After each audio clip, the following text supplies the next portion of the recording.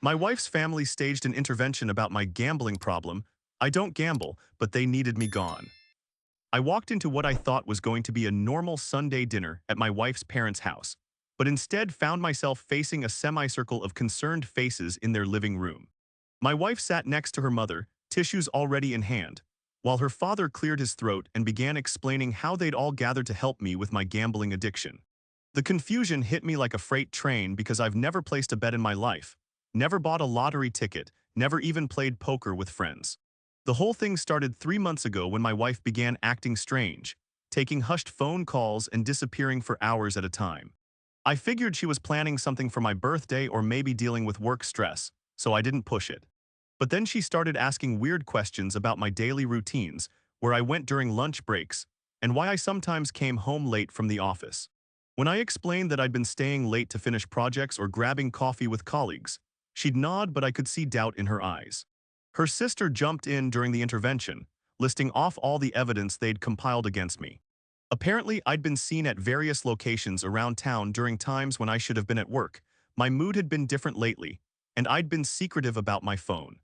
The irony wasn't lost on me that they were accusing me of being secretive, while they'd clearly been conducting some kind of surveillance operation behind my back. My mother-in-law added that gambling addiction runs in families, pointing out that my uncle had struggled with it years ago, as if that somehow made me genetically predisposed to developing the same problem. I tried to explain that I'd been taking longer lunch breaks because I'd been meeting with a real estate agent, looking at potential investment properties as a surprise for our 5th wedding anniversary. The plan was to buy a small rental property that could generate passive income for our future family. But every time I started to explain, someone would interrupt with another piece of evidence or share a story about how addicts always deny their problems. My wife's brother even pulled out printed articles about gambling addiction and the signs to watch for, highlighting passages that supposedly described my recent behavior. The whole situation felt surreal, like I was living in some kind of parallel universe where my perfectly normal activities had been twisted into evidence of a secret addiction. I'd been meeting with the real estate agent twice a week, sometimes during lunch and sometimes after work, which explained my changed schedule. I'd been researching neighborhoods and property values on my phone, which explained my increased phone usage. I'd been excited about the surprise, which might have made me seem different or distracted at home. But the more I tried to explain, the more convinced they became that I was in denial. My wife started crying, saying she'd noticed money missing from our joint account, which completely baffled me because I'd been using my personal savings for the property research and hadn't touched our shared finances. When I mentioned this, her father accused me of having secret accounts to hide my gambling losses, and the whole room nodded like this was the most logical explanation in the world. The intervention continued for another hour, with each family member taking turns sharing how my supposed gambling had affected them. My wife's aunt talked about how worried she'd been since hearing about my problem, even though this was literally the first time anyone had mentioned it to me. Her cousin shared statistics about gambling addiction and divorce rates, while her grandmother reminisced about how her own father had lost the family farm to gambling debts in the 1940s. The whole thing felt like a twisted version of group therapy, where I was the only one who didn't understand what we were treating. They'd even researched local support groups and treatment options, presenting me with a folder full of information about meetings and counseling services. My wife begged me to admit I had a problem and accept their help, promising that the whole family would support me through recovery. The genuine concern in their voices made the situation even more frustrating, because I could see they truly believed they were helping someone they loved overcome a serious addiction. I finally asked them to show me specific evidence of my gambling, thinking that might help clear up the misunderstanding. They exchanged glances before my wife's brother pulled out a notebook where they'd been tracking my suspicious activities. The list included things like me leaving the house on Saturday mornings, staying late at the office, and being on my phone more frequently. When I asked how any of this constituted gambling, they explained that these were classic signs of addictive behavior and that I was probably hiding the actual gambling from them. The breaking point came when my wife accused me of lying about working late because she'd called my office and been told I'd left early. This was true because I'd been leaving early to meet with the real estate agent. But when I tried to explain this again, she accused me of making up elaborate stories to cover my tracks. Her father suggested that creating detailed false explanations was another sign of addiction, and suddenly, every reasonable explanation I offered was being used as further evidence against me. I realized then that no amount of logic or explanation was going to convince them, because they'd already made up their minds about what was happening. They'd constructed an entire narrative around my behavior that made perfect sense to them, and any evidence to the contrary was just proof that I was deeper in denial than they'd thought. The intervention wasn't really about helping me overcome an addiction. It was about confirming what they'd already decided was true. The most heartbreaking part was seeing how much pain my wife was in, believing she was married to someone with a secret addiction who was lying to her every day. She kept asking me to just be honest with her, to stop pretending and let them help me get better. The tears in her eyes were real, and her fear about our future was genuine, even though it was all based on a complete misunderstanding of what I'd been doing. I tried one more time to explain about the real estate meetings, offering to call the agent right then and there to confirm my story. But my wife's father said that addicts often try to manipulate their families with false hope and elaborate schemes, and that they needed to stay strong and not enable my behavior. When I suggested they could verify my story by checking my browser history or calling the real estate office, they dismissed this as more manipulation tactics. The intervention ended with them giving me an ultimatum. Either I admit I have a gambling problem and start attending meetings within the week, or they would have to consider more drastic measures to protect my wife and our marriage. They didn't specify what those measures might be, but the implication was clear. My wife said she loved me too much to watch me destroy our lives with gambling, and that she'd support whatever decision the family made if I refused to get help. I left their house that night feeling completely alone and misunderstood, like I was trapped in someone else's nightmare. The people who supposedly knew me best had convinced themselves I was living a double life, and nothing I said could penetrate their certainty. I drove around for hours, trying to process what had just happened and figure out how to prove my innocence to people who'd already made up their minds about my guilt. The next few days were tense at home, with my wife watching my every move and interpreting normal activities as signs of my addiction. When I checked my phone, she'd ask who I was talking to. When I said I was going to the store, she'd offer to come with me. The atmosphere was suffocating, and I could feel her family's intervention hanging over every interaction we had. I decided to take a different approach and invited my wife to come with me to meet the real estate agent, thinking that seeing the situation firsthand might help her understand what I'd really been doing. But she refused, saying she didn't want to enable my behavior by participating in what she believed were gambling-related activities. When I explained that we'd be meeting at a coffee shop to look at property listings, she said that addicts often use code words and that she wasn't going to be manipulated into supporting my problem. That's when I realized the situation was more complicated than I'd initially thought. My wife's reaction wasn't just about the gambling accusations. There was something deeper going on that I hadn't understood. Her family's intervention felt more like a coordinated effort to isolate me from my normal life and relationships, and I started wondering if there was more to their motivation than simple concern for my well-being. I began paying closer attention to the family dynamics during our visits, and I noticed subtle things I'd missed before.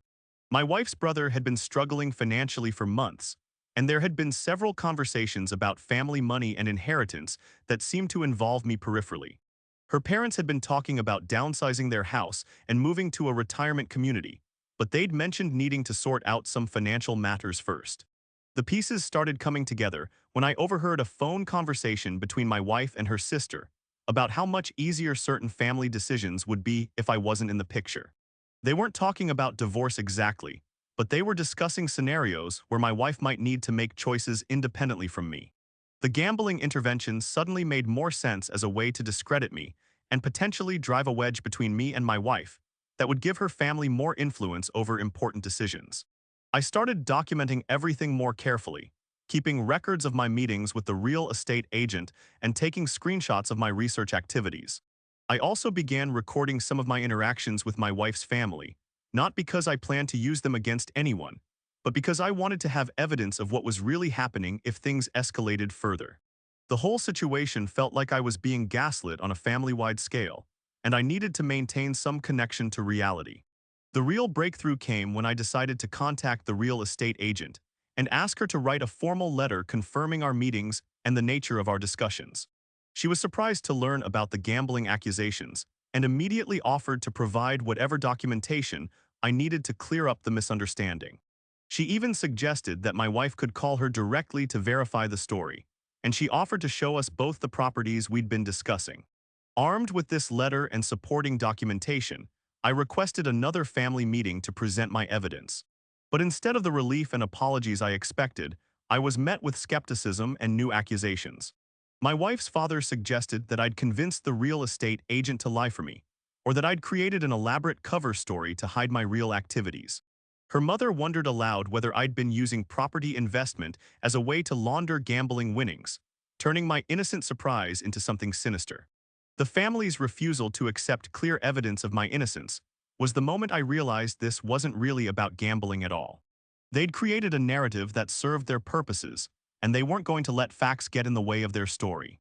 My wife seemed torn between believing the evidence and staying loyal to her family, and I could see the internal conflict tearing her apart. I made the difficult decision to separate myself from the situation temporarily, moving into a short-term rental apartment while we all figured out how to move forward. I hoped that some distance might help everyone see the situation more clearly, and I wanted to give my wife space to process the evidence without the constant pressure of her family's opinions. But even this decision was interpreted as proof of my guilt, with her family suggesting that only someone with something to hide would leave rather than fight to prove their innocence. Living alone gave me time to reflect on my marriage and the role my wife's family had played in our relationship from the beginning. I started remembering other times when they'd questioned my decisions or tried to influence my wife's choices, and I realized that the gambling intervention might have been just the latest in a series of attempts to control our relationship. The pattern had been subtle before, but now it was impossible to ignore. The isolation also gave me space to plan my next steps without the constant scrutiny and suspicion. I decided to focus on the real estate investment project, thinking that if I could successfully purchase a property and demonstrate the legitimacy of my activities, it might help vindicate me. But I also began preparing for the possibility that my marriage might not survive this situation, regardless of whether I could prove my innocence. After 2 weeks of separation, my wife called and asked to meet at a neutral location to talk. She'd been doing her own research and reflection, and she'd started to have doubts about her family's version of events. The real estate agent had called her directly, offering to meet and show her the properties we'd been discussing, and my wife had finally accepted the invitation. Seeing the actual listings and hearing the agent's professional assessment of my behavior had started to crack the foundation of her family's narrative. But even as my wife began to believe my side of the story, she was facing intense pressure from her family to maintain their position. They'd invested so much in the gambling narrative that admitting they were wrong would mean acknowledging that they'd nearly destroyed our marriage over a misunderstanding. Her parents were particularly resistant to changing their minds, and they'd started suggesting that even if I wasn't gambling, my secretive behavior and willingness to leave the marriage showed that I wasn't trustworthy. The situation reached a climax when my wife's brother made a serious mistake that revealed the true motivation behind the intervention. During a heated family discussion about my separation, he let slip that they'd been worried about how my financial influence might affect certain family decisions, specifically regarding inheritance and property distribution. My wife realized that the gambling accusations had been a convenient way to marginalize me during a time when the family was making important financial decisions that could be affected by my input or presence. This revelation changed everything for my wife, who finally understood that the intervention hadn't been about helping me overcome an addiction, but about removing me from family decision-making processes. She confronted her family directly, demanding to know why they'd been willing to destroy our marriage to serve their own interests. The conversation was explosive, with years of family tension and manipulation finally coming to the surface. My wife chose to support me and our marriage, but the cost was significant damage to her relationships with her family. They'd expected her to prioritize their concerns over her marriage, and when she refused to do so, they became hostile and accusatory toward both of us. The gambling narrative fell apart completely, but it was replaced by new accusations about my influence over my wife and my role in dividing the family. We worked together to rebuild our relationship, but the experience had changed both of us in fundamental ways. My wife had to confront the reality that her family had been willing to manipulate and deceive her to serve their own purposes, while I had to accept that I'd married into a family dynamic that would always see me as an outsider and potential threat. The trust between us had been damaged, not by any gambling problem, but by the realization that we'd both been vulnerable to manipulation and false accusations. The real estate investment project, which had started as a surprise anniversary gift, became a symbol of our commitment to building a life together that wasn't subject to external interference. We eventually purchased a small rental property, and the income it generated helped us establish financial independence from both of our families. But the property also represented something more important: proof that we could work together toward shared goals without needing approval or validation from anyone else. The intervention had been designed to solve a problem that didn't exist, but it ended up revealing much more serious issues about family loyalty, manipulation, and the lengths people will go to protect their own interests. I never had a gambling problem, but I did have a problem with people who were willing to invent one to serve their purposes. The experience taught me that sometimes the people who claim to care about you the most are the ones you need to be most careful around. Looking back, I realized that the gambling accusation was almost brilliant in its simplicity. It was something that would be hard to disprove definitively. It carried enough social stigma to isolate me from support, and it gave my wife's family a reason to position themselves as the heroes trying to save our marriage. If I hadn't been documenting my real estate activities so carefully, and if the agent hadn't been willing to provide supporting evidence, the false narrative might have succeeded in destroying everything I'd worked to build. The whole experience left me with a deeper appreciation for the importance of truth and evidence in relationships, but also with a more realistic understanding of how family dynamics can be used as weapons against people who threaten established power structures. My wife's family didn't need me to actually have a gambling problem. They just needed other people to believe that I did. The intervention was never about helping me overcome an addiction. It was about convincing my wife that I was someone she couldn't trust or depend on. We've been able to move forward from this experience, but it required us to establish much stronger boundaries with extended family and to develop our own support systems that weren't dependent on family approval. The gambling intervention failed to achieve its intended goal, but it succeeded in teaching us both valuable lessons about loyalty, manipulation, and the importance of standing together against people who would divide us for their own purposes. The most important lesson I learned was that sometimes the biggest threats to your relationships come from people who claim to have your best interests at heart, and that good intentions can be used to justify terrible behavior when people convince themselves that the ends justify the means. My wife's family genuinely believed they were protecting her from a dangerous situation, but they were willing to destroy our marriage based on assumptions and speculation rather than facts and evidence. In the end, the intervention revealed more about the people who staged it than it did about me, and it forced everyone involved to confront some uncomfortable truths about family loyalty and personal integrity. I don't gamble, but I learned that there are many other ways to lose everything you care about, and that sometimes the people you trust most are the ones who can hurt you most deeply. The experience made our marriage stronger, but it also taught us that we need to be prepared to defend our relationship against people who would undermine it for their own purposes.